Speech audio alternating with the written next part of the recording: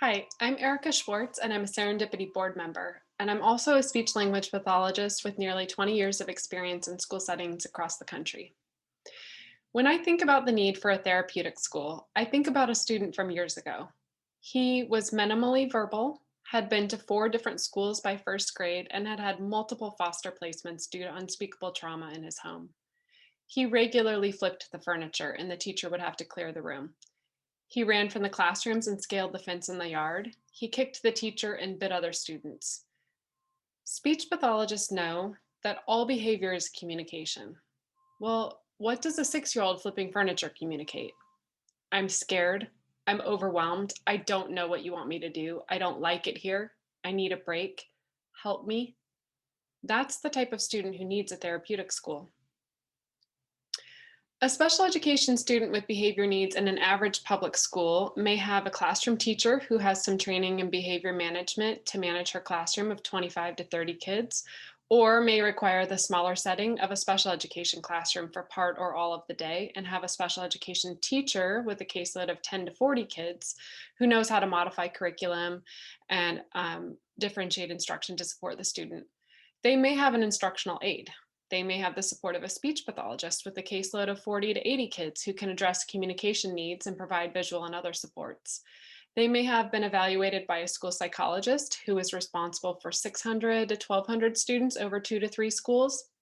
They may work with an occupational therapist who covers 3 to 5 schools. They may have support from a variety of specialists who serve the entire district and can provide consultation on behavior, sensory, and assistive technology needs. The school district may have a nurse who oversees daily nursing services to 1,200 to 4,000 students and a social worker who serves 10 schools. All of these educators will be working collaboratively and with the best interests of the student in mind. And that system will be totally appropriate support for most of the students. But the student it won't work for is the student I described who is so impacted by his behavioral and mental health needs that he can't tolerate being around peers or being in his classroom. There are some children for whom all of these resources aren't enough. Serendipity's program is built around the philosophy of re education, which has 12 principles about trust, providing opportunities for children to feel competent, nurturing feelings, and building community. But the one that speaks to me the most is a child should know some joy each day.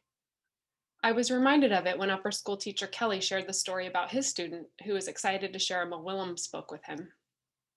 We are so lucky here in Oregon to have the option of a school that can integrate all of these resources into one building and provide mental health services integrated into the school day, teaching the kids the skills of resiliency to help them identify and regulate their emotions and build trust based relationships with traumatized kids. Serendipity helps students like the one I described heal from their trauma so that they can strive for joy each day.